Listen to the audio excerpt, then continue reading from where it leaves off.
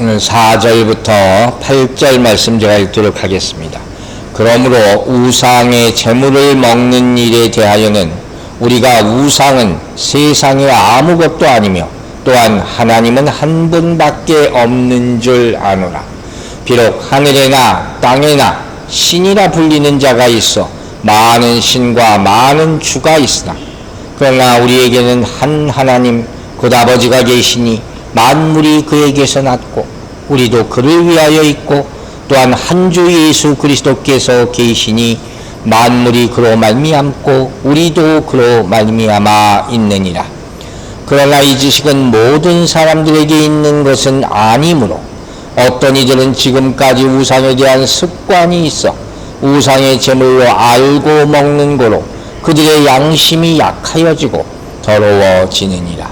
음식은 우리를 하나님 앞에 내세우지 못하나니 우리가 먹지 않는다고 해서 더 못 사는 것도 아니고 먹는다고 해서 더 잘 사는 것도 아니니라.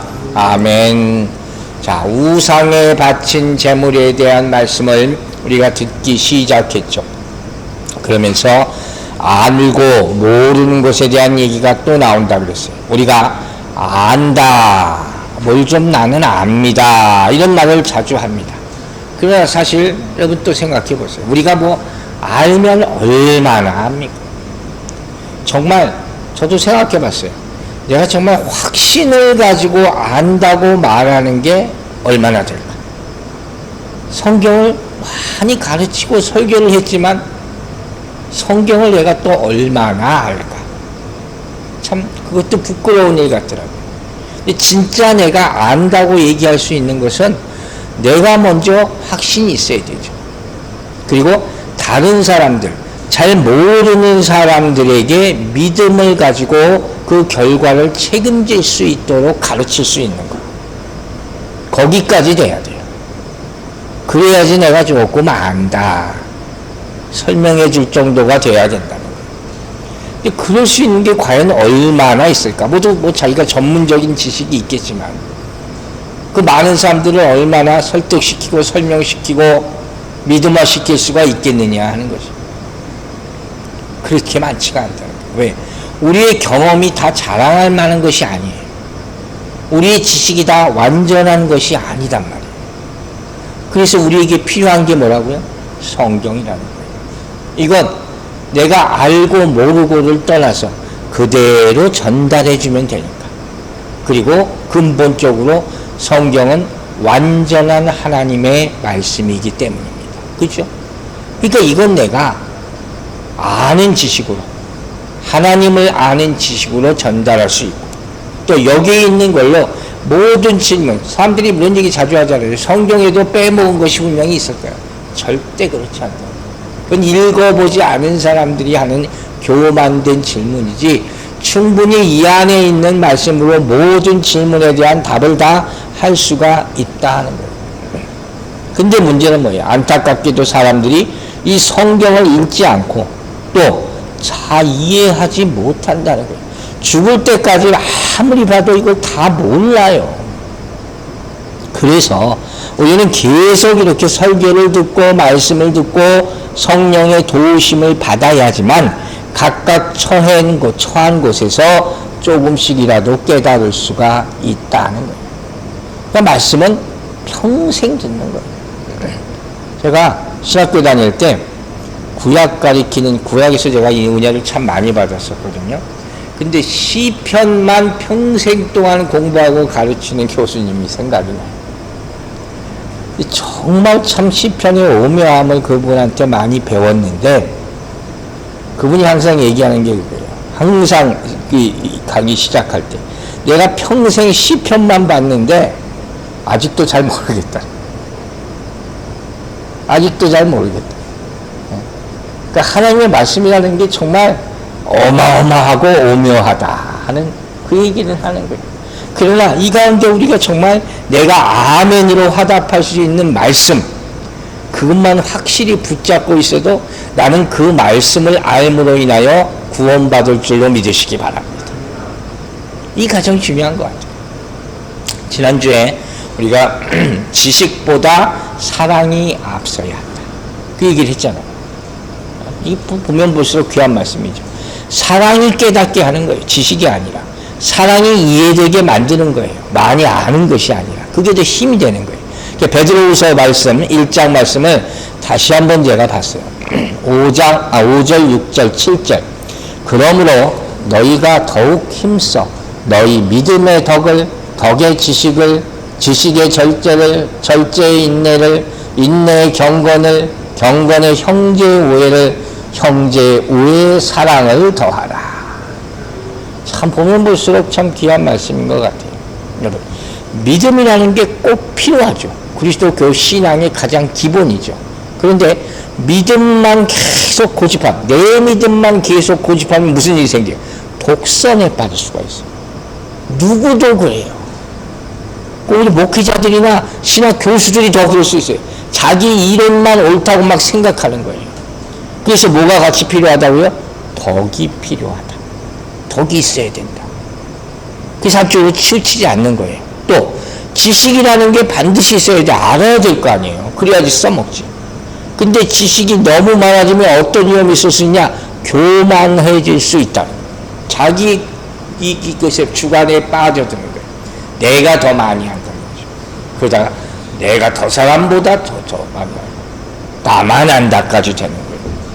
그래서 뭐라고 해요? 지식에는 또 절제가 있어야 된다. 그렇죠? 절제라는 것이 참 성령의 열매도 들어가는 것이지만 절제라는 것을 참 우리 사는 데 있어서 굉장히 중요한 거예요. 근데 결국 이런 것이 다 필요하지만 마지막에 뭐가 나온다고 그랬어요? 사랑이라는 거예요. 사랑 없는 지식은 아무 소용이 없는 것이다. 그걸 잊지 말라는 거예요. 그걸 자꾸 잊어버리니까 문제가 생긴다는 거예요. 예를 들어봐요. 우리 어린아이, 아이들이 어렸을 때 혼도내기도 하고 잔소리도 하고 훈계도 하고 그러잖아요.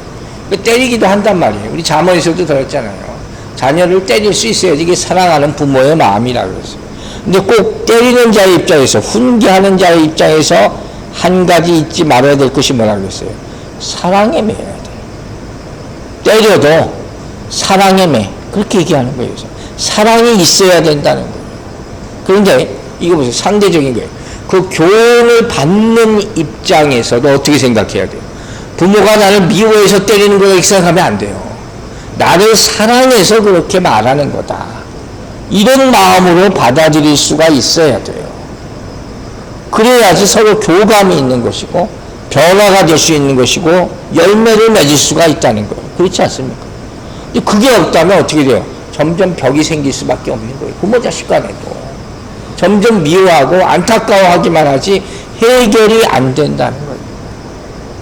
그 사랑이라는 게 전제되어 있어야 한다는 것이죠. 재밌는 얘기가 하나 있어서 인용을 할게요. 제가. 어떤 사람이 개를 참 사랑해요. 시험을 해봤다는 거예요. 자기 개를 이렇게 오라 그러고 평상시까지 이렇게 보듬고 쓰다듬으면서 사랑한다 얘기를 하지 않고 아주 사랑스러운 목소리로 하면서도 나는 미워해, 나는 미워해. 걔한테 이렇게 했다는 거예요. 걔가 그거 알아듣겠어요? 못 알아듣죠. 자기 이뻐한다는 소리인지 알고 꼬리를 살랑살랑 흔들었다 하는 거예요. 그러고 나서 또 한 가지 시험을 했다는 거예요.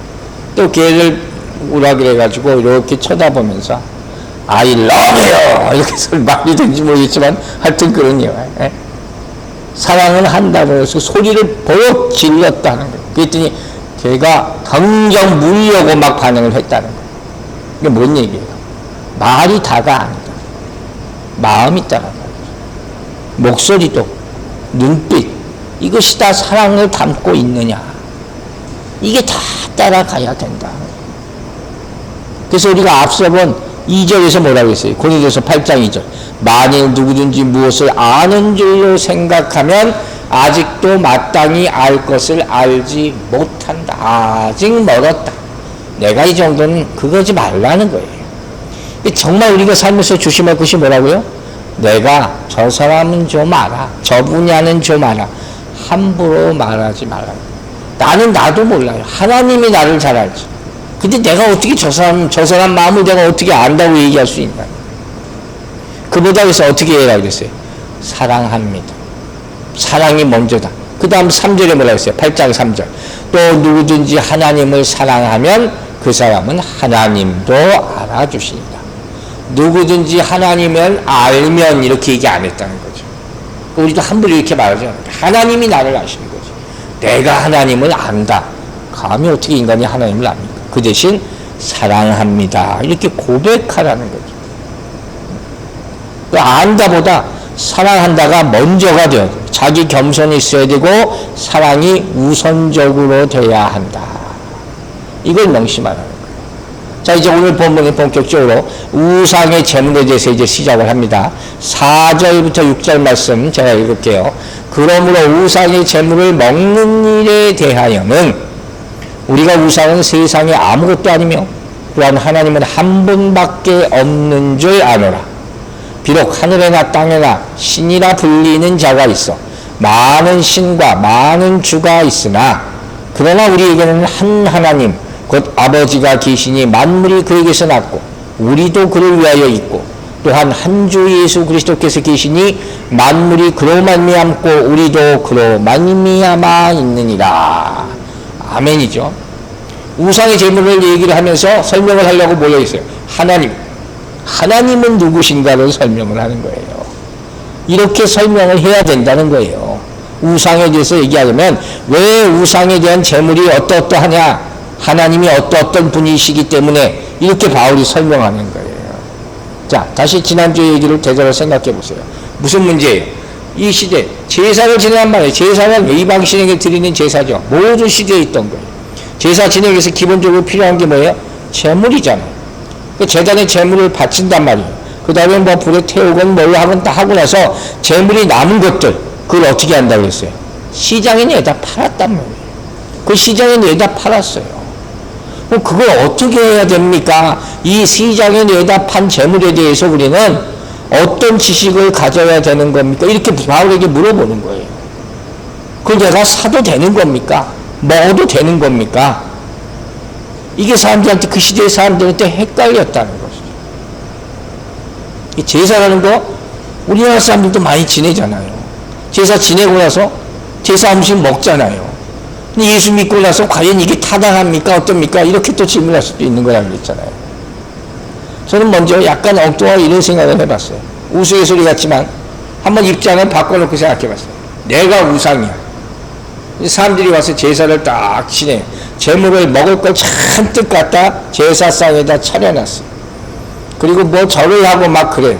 한 5분 가만히 있더니 싹 다 음식을 걷어가. 그럼 그 받아먹는 사람 입장에서 어떻게 하겠어요?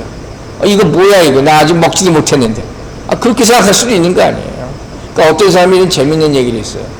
부처가, 우상이 돌부처래서 움직이지 못하고 아무것도 못하는 거라서 다행이지 정말 살아있는 거였으면 기분 나빠했을 거다.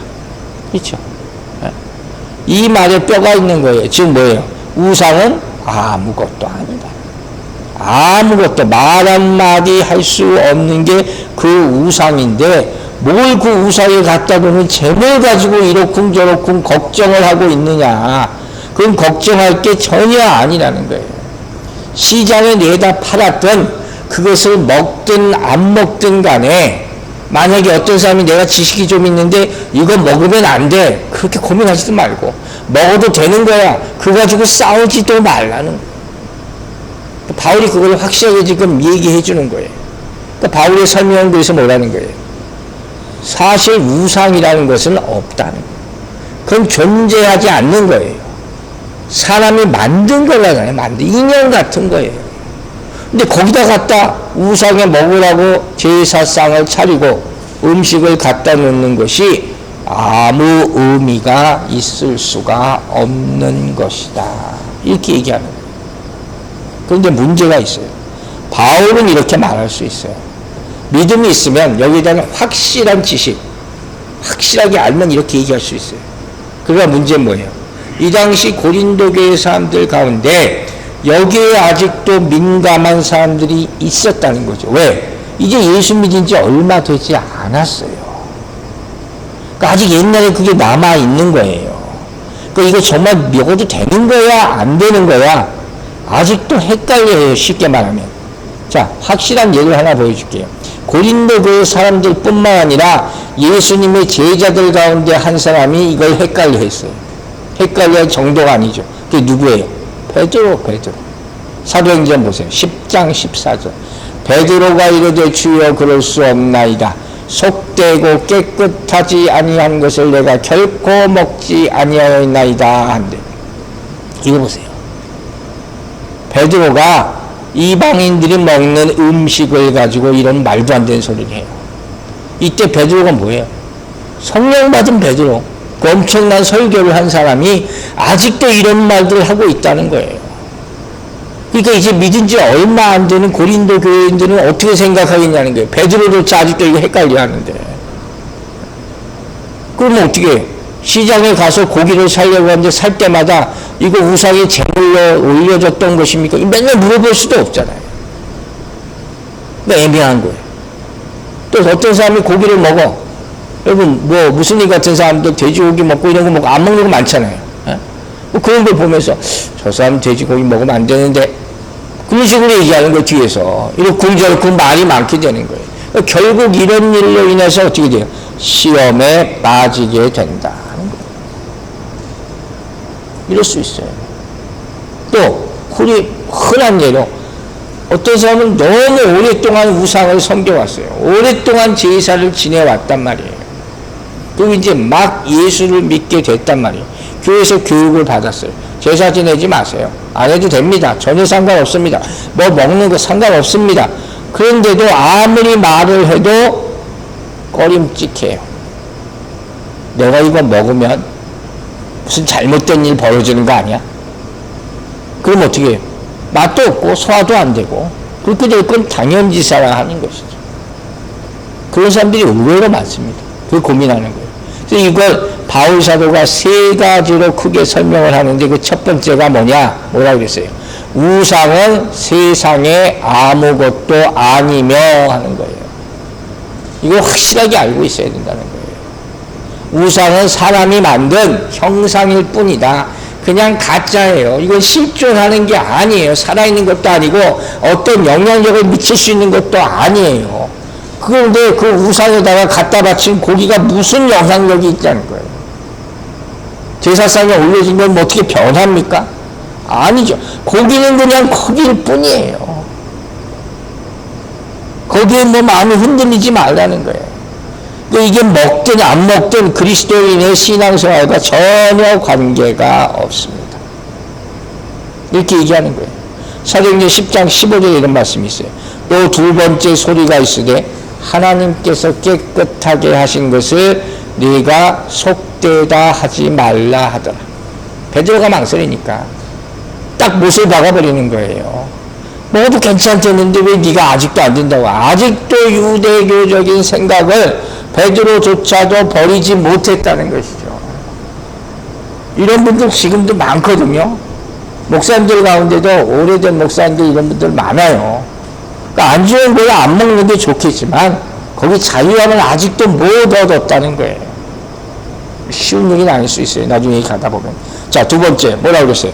하나님은 한 분밖에 없다. 첫 번째 우상은 아무것도 아니라고 했고, 두 번째 하나님은 한 분밖에 없다. 자, 왜 이 하나님에 대한 얘기가 여기 나왔을까요? 신명기 6장 4절에도 비슷한 얘기가 나와요. 이스라엘아 들으라, 우리 하나님 여호와는 오직 유일한 여호와시니. 자, 신명기 지금 어떻게 돼요? 가나안 땅으로 가기 전에 모세를 통해서 이스라엘 백성에게 주는 말씀이잖아요. 이게 생명과 같이 지켜야 하는 말씀인데 여호와는 한 분뿐이시다. 이 얘기를 왜 하는 거예요? 이거 신앙 고백이에요. 신앙 고백. 하나님 한 분만 나는 죽을 때까지 섬기겠습니다. 절대로 우상을 나는 섬기지 않겠습니다. 이 얘기를 말하라는 거예요. 이게 이 말씀은 이스라엘 백성에게 생명과도 같은 거예요. 근데 저는 이런 생각이 들었어요. 이 말씀이야말로 오늘날 정말 우리가 이 세상에서 믿음을 지키기 위해서 꼭 필요한 말씀입니다. 왜?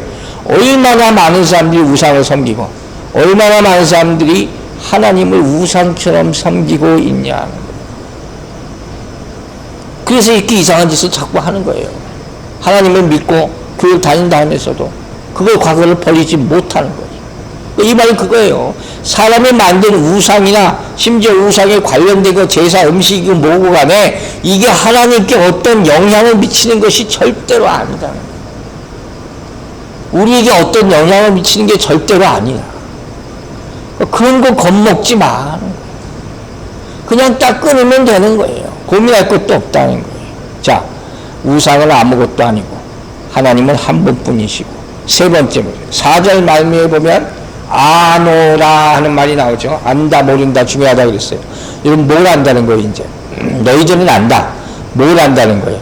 우상도 아무것도 아니고 하나님은 한 분밖에 없는 줄을 안다.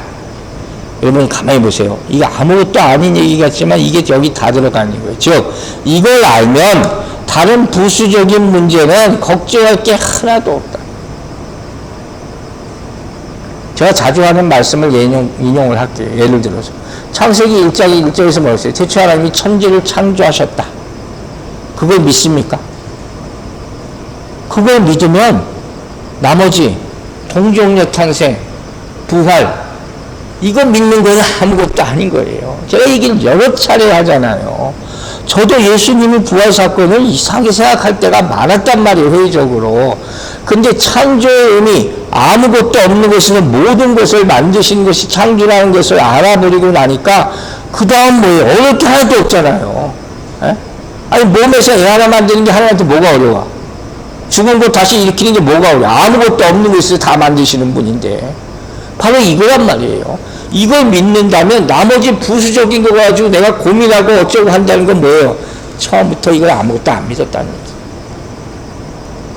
그게 믿음이에요. 그게 가장 기본적인 믿음이라는 거예요. 그래서 창세기 1장 1절을 믿어야지 나머지 것을 믿을 수가 있는 것이지. 이걸 믿고 나머지 것을 보면서 의심이 되고 거리낌이 생기고 이건 아닌 것 같다 싶으면 이건 믿음이 있다고 얘기할 수가 없다는 거예요. 이게 확실한 거예요. 여러분 6절 말미에 이런 말이 나와 있어요. 만물이 그로 말미암고 우리도 그로 말미암아 있느니라 뭐예요? 하나님이 다 지으셨다는 거잖아요. 여기 나오는 지식의 내용, 안다는 내용은 하나님은 한 분이시고 하나님이 창조주로서 모든 것을 만드셨다 하는 거예요. 그게 이것을 믿는 고린도 교인들의 지식이고 바울의 지식이다 하는 것이에요. 자, 고린도전서 10장을 한번 보세요. 10장 19절과 20절에 이런 말씀이 나와요. 그런즉 내가 무엇을 말하느냐? 우상의 제물은 무엇이며 우상은 무엇이냐? 자, 그 답이 나와요. 20절에. 무릇 이방인이 제사하는 것은 뭐예요? 귀신에게 하는 것이요 하나님께 제사하는 것이 아니니 나는 너희가 귀신과 교제하는 자가 되기를 원하지 아니하노라.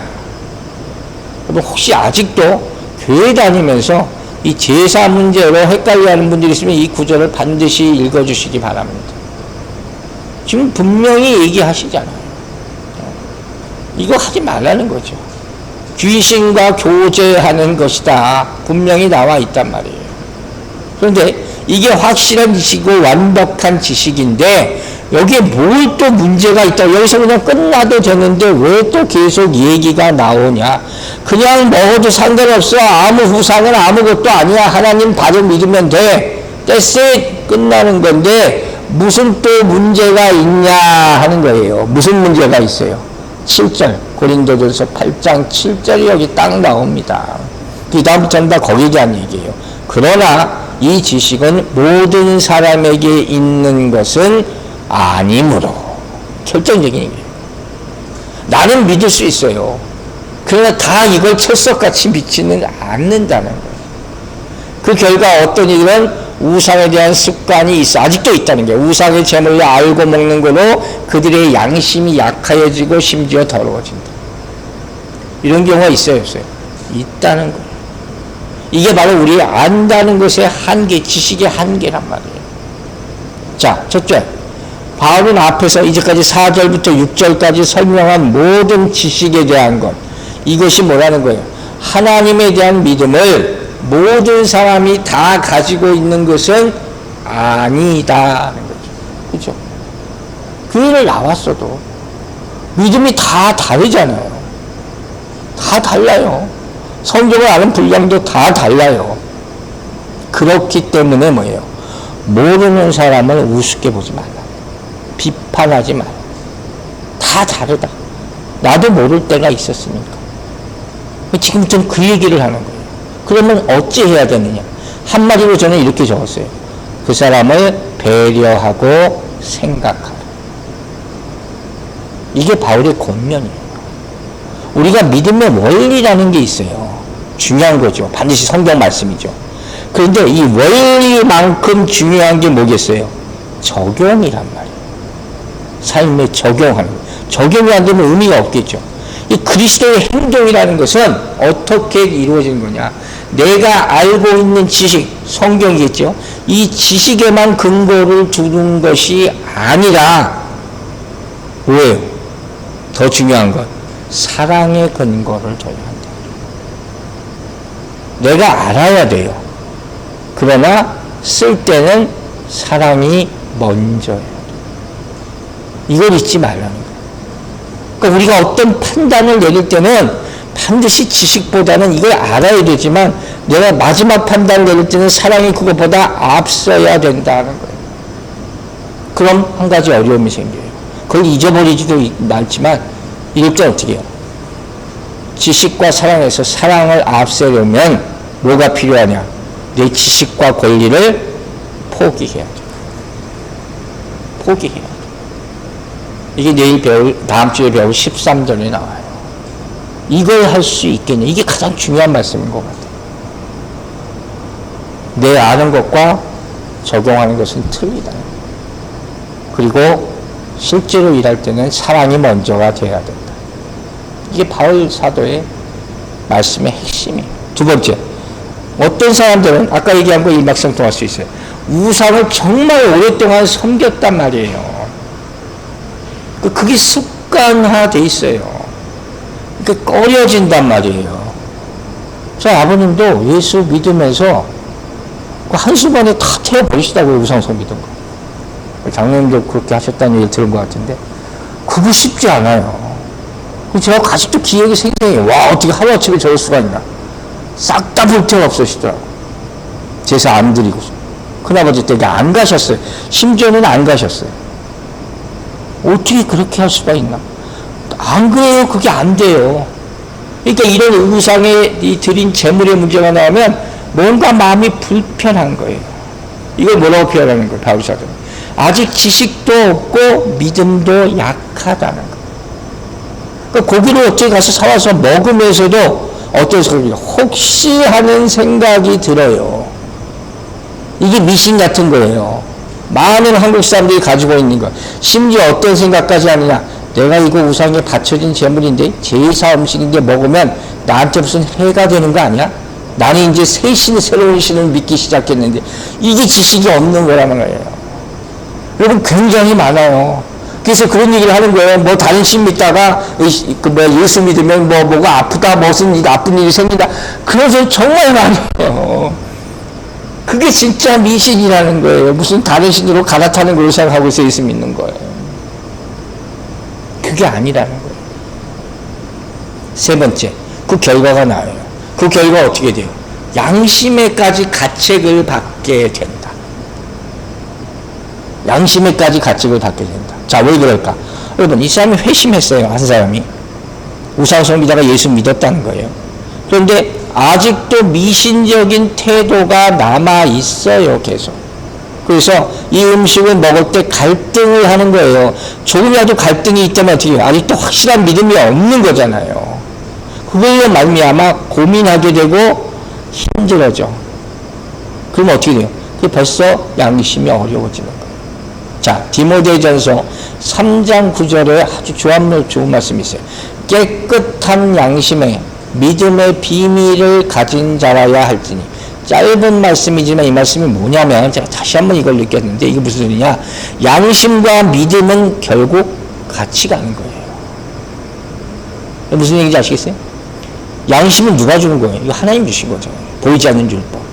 그게 나중에 뭐가 돼요? 믿음화가 되어야 된다는 거예요. 그걸 결국 얘기하는 거예요. 그러니까 우리 신앙생활 하면서 내가 뭐예요?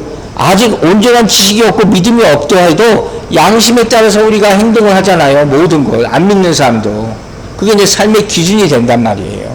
그런데 로마서 14장을 보면 이런 말씀이 나와 있죠. 14장 23절 봅시다. 의심하고 먹는 자는 어떻게 된다고요? 정죄됐다고 했어요. 이는 믿음을 따라 하지 아니하였기 때문입니다. 아직 믿음이 없는 사람은 양심의 갈등을 느끼고 의심하게 되니까 이건 결국 죄로 가는 거예요. 믿음을 따라 하지 아니하는 것은 다 죄입니다. 이거 무시무시한 말씀이에요. 그러니까 양심이라는 것은 내가 바꿀 수가 있는 거예요. 이미 죄에 가려진 것이기 때문에 이게 확고한 믿음이 돼야 된다는 거예요. 음식이 중요한 것이 아니라 결국 그걸 먹는 사람에 달려있다는 얘기죠. 그 사람의 마음에 달려있다는 거예요. 여러분 생각해 보세요. 나는 그 정도의 믿음이 있어요. 지식도 있고. 그러나 아직 연약한 양심밖에 없는 사람은 그 일이 믿음을 따라서 한 게 아니잖아요. 아직. 어떨 때는 그냥 먹고 어떨 때는 못 먹고 막 이런단 말이에요. 그래서 성경은 이걸 뭐예요? 죄라고 얘기하는 거예요. 이거 어떻게 할 거예요? 우리 입장에서 볼 때, 이거 안다는 사람의 입장에서 볼 때는 이 지식을 올바로 가르쳐 주는 게 첫 번째고, 두 번째 뭐예요? 지식이 바로 믿음이 되기까지는 시간이 걸리잖아요. 기다려주라. 이게 또 하나 바울사도의 오늘 말씀의 핵심이에요. 배려하라. 이거예요. 자, 그러면 이 문제를 여러분 어떻게 해결해야 되겠습니까? 이런 거예요. 머리와 가슴이, 머리에서 가슴으로 내려와야 된다 그랬잖아요. 근데 이게 충돌할 때가 있단 말이에요. 오랜 시간 그래요. 아주 중요한 예를 들게요. 머리와 가슴이 부딪힐 때, 하나가 되지 않을 때, 우린 분명히 죄사함 받았습니다. 그죠? 다 죄사함 받았어요. 예수가 십자가 사건으로 죄사함을 받았는데 아직도 자꾸 죄가 생각나. 누가 자꾸 찔러대면 아이고 그렇지. 자꾸 죄책감, 죄의식으로 말미암아 아직도 고민하고 있는 사람이 많아요. 여러분 그 이유가 뭔지 보세요. 그 이유를 분명히 알려드릴게요. 그 이유는 뭐냐? 내 양심이 아직 치유받지 못했기 때문에.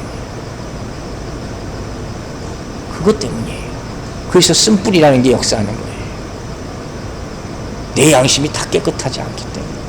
그럼 이거 어떻게 할 거예요? 이 문제를 어떻게 해결할 수가 있습니까?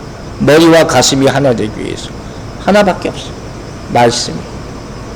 말씀을 자꾸 들어서 내 잘못된 화인 맞은 양심을 변화시켜야 돼요.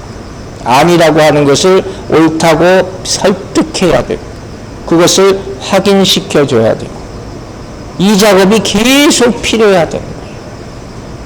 그걸 요한복음 8장 32절에 정확하게 얘기하는 거예요. 양심을 치료하는 방법, 그게 뭐예요? 진리를 알지니 진리가 너희를 자유하게 하리라. 바로 이거. 하나님의 말씀을 알아야지 내 양심이 치유되고 그래야지 자유함을 얻게 된다 하는 것이죠. 그 진리를 아직 모르면 양심은 모든 것을 두려워할 수밖에 없어요. 내가 어떻게 해야 될지 모르니까. 아직 양심이 제대로 치유받지 못한 사람이 이렇게 되는 거예요. 진리의 말씀을 계속 들으면 점점 자유하게 되고 우리 양심이 어떻게 해요? 아까 말한 대로 믿음화가 된다. 여기까지 가야지 자유함을 얻을 수 있다는 거예요. 자, 이제 8장 8절 봅시다. 자, 음식은 우리를 하나님 앞에 내세우지 못하나니 우리가 먹지 않는다고 해서 더 못 사는 것도 아니고 먹는다고 해서 더 잘 사는 것도 아니니라. 재미있는 비유예요. 그럼 한마디로 말한 거예요.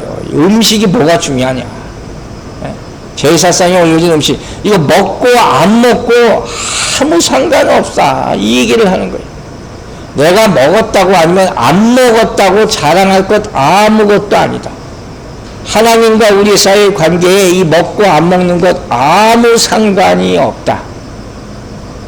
왜 이렇게 확실하게 얘기할 수 있느냐? 여러분 보세요. 로마서 14장 17절에서 뭐라 그랬어요?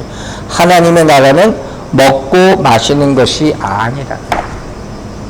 정확하게 성경은 얘기해요. 오직 성령 안에 있는 의와 평강과 희락이다. 먹고 마시는 것으로 말미암아 깊이 고민할 필요 없다는 거예요. 내가 이거 먹었다고, 자유롭게 먹었다고 하나님 나 당당하죠. 이거 아니라는 거예요. 안 먹었다고 해서 또 나는 이거 지켰어요, 율법을 지켰어요, 이것도 아니라는 거예요. 먹고 안 먹을까 내가 하나님 앞에 인정받을 수 있는 것이냐, 그게 아니라는 게 잘못된 지식이, 잘못된 교만, 이런 사람이 아직도 많다는 거예요. 먹어서 영적으로 내가 무슨 큰 피해를 당하는 것도 아니고 뭐 귀신한테 찌는 것도 그런 게 아니라는 거예요. 또 안 먹었다고 유익을 보는 것도 아니고 내가 영적으로 깨끗해진 것도 아니라는 거예요. 아무 상관없다. 여러분 꼭 명심하고 다른 사람한테 알려주시라는 거예요. 세상에 보면 강한 자와 약한 자가 있어요. 어떤 세상이든 그래요. 근데 믿음 생활, 신앙도 마찬가지잖아요. 강한 사람도 있고 연약한 사람도 있는 거예요. 우리가 다 예수 그리스도 안에서 하나다, 다 같다 해도 정말로 평등하다, 평등만큼 어려운 게 없어요. 아무리 생각해도 생각해보세요. 정말 평등한 세상이 어디 있어요? 그런 세상이 존재하지 않아요, 현실에서는. 예를 들어서 이렇게 생각해보세요. 시험을 치는다는, 내가 시험 채점을 해요. 그런데 다 평등하게 줘야 되나요? 다 100점을 주면 그게 평등한 겁니까? 아니잖아요. 그 불만이 나오는 거죠. 그러면 안 되니까 잘하는 사람 100점 주고 못한 사람 0점 주고, 그럼 그게 또 평등한 거냐? 여기에도 불만이 있을 수가 있단 말이에요. 그 못한 사람들 항상 이거 불만을 가져요. 그러니까 평등이라는 게 정말 어려운 것이라는 거예요. 이 인간 세계에 평등이라는 건 존재하기가 어려워요. 희망사항이죠. 공산주의, 똑같이 나눈다, 이게 가능합니까, 여러분? 이론에 불과하지 이것이 실제로 이루어질 수가 없다 하는 것이에요. 그런데 여러분, 우리가 나름대로 평등을 이루기 위해서 꼭 필요하고 노력해야 하고 우리가 얻어야 되는 게 있어요. 그게 뭐냐? 그게 믿음이라는 거예요. 그게 믿음이라는 거예요. 여기에 대해서는 우리가 옳고 그르고 그게 건더기가 없어요. 왜? 믿음은 하나님 앞에서 평가받는 거니까. 하나님은 공의로우시고 그 기준에 따라서 믿음이라는 게 주어지는 겁니다. 근데 이게 쉽지 않죠. 같은 맥락으로 생각해 보라는 거예요. 자유라는 게 있어요. 나는 믿어, 나는 알아, 내 맘대로 할 수 있어요. 그러다 이걸 다 누릴 수가 없다 하는 거예요. 이게 바울사도의 후반부의 말이에요. 여러분 세상도 보세요. 경제적으로 빈부차가 다 있어요. 지식적으로 많고 적음이 있어요. 몸도 건강한 사람이 있고 건강하지 못한 사람이 있어요. 그 누리는 바가 다 틀려요. 사람마다 다 틀리단 말이에요. 그래서 오늘 설교의 결론은 뭡니까? 나는 알아, 나는 건강해, 나는 믿음이 강해. 그렇지만 뭐라고 그랬어요? 그렇지 못한 사람이 있다. 진짜로 뭐라고 해요? 이 지식은 모든 사람들에게 있는 것이 아니다. 그러므로 기다려줘야 된다. 그 말씀이에요.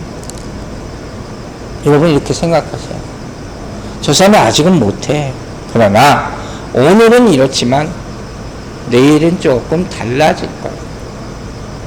오늘은 걸음마. 그러나 내일은 조금 더 일어설 수 있을 거야. 그때까지 기다려주라. 그게 사랑은 오래 참고예요. 참고 자꾸 믿어주고 기다려주고. 다른 사람은 에이 안 돼 틀렸어 해도 나는 그리스도인으로서 기다려줘야 한다. 그게 바울 사도의 말씀이에요. 고린도 교인들 마찬가지죠. 지금은 아직도 믿음이 연약해서 우상의 제물이라고 해서 먹어야 되나 안 먹어야 되나 이러고 있어요. 난 못 먹을 것 같아요. 그럼 어떻게 하는 거예요? 먹지 마세요. 안 먹어도 돼요, 힘들면. 네? 그러면서 이제 내일 다음 주 얘기할 거지만 바울은 뭐라고까지 얘기해요? 나도 같이 안 먹어주면 더 좋을 것이다. 왜? 나는 당신은 아직 연약하니까 먹지 마요. 나는 괜찮으니까 먹을게. 그럼 이게 뭐가 돼요 또? 그런 자리에서는 나도 안 먹을게요. 이래줄 수 있어야 된다는 거예요. 하지만 전제가 있어요. 평생 이렇게 살아서는 안 되죠. 내일은 먹을 수 있어야죠. 언젠가는 어떤 음식도 거리낌 없이 다 함께 먹을 수 있어야 된다. 그러나 그때까지는 참으라. 이게 사랑이라 하는 것이죠. 자, 말씀이 결론이에요. 여러분, 제가 내린 결론이에요. 지식과 사랑은 열매가 달라요. 그러겠죠? 지식의 열매라는 것은 내가 아는 범위, 그 이상을 갈 수가 없는 것 같아요. 그러나 사랑의 열매는 무한한 줄로 믿으시기 바랍니다. 그 차이가 너무 크지 않습니까? 사랑하는 여러분, 우리에게는 내 마음대로 할 수 있는 자유가 있어요. 내 믿음도 있고. 하지만 제한해야 할 자유도 있어요. 이걸 명심하시기 바랍니다. 그래서 내가 자유하다면 더 조심하시기 바랍니다. 더 배려하시기 바랍니다. 더 사랑하게 되기를 주의 이름으로 축원합니다. 기도하겠습니다. 아버지 하나님, 우리에게 믿음을 주심을 감사드립니다. 사랑을 더하여 주시옵소서. 우리가 연약할 때를 생각하시고 우리가 연약할 때 예수 그리스도께서 죽으심을 생각하게 하여 주시고, 다른 사람을 볼 때 답답하고 힘들 때도 있고 안타까울 때도 있고 마음이 아플 때도 있지만 그들 위해서 더 기도하게 하여 주시고 더 배려하게 도와주시고 더 기다리게 하여 주시옵소서. 그의 모두 함께 정말 큰 믿음을 가지고 하나님의 일을 감당하고 영광 돌릴 수 있도록 우리를 하나로 묶어 주시옵소서. 하나님의 사랑하심의 큰 뜻을 우리 모두가 깨닫게 되기를 간절히 구하고 바라며 우리를 구원하신 예수 그리스도의 이름으로 기도했습니다. 아멘.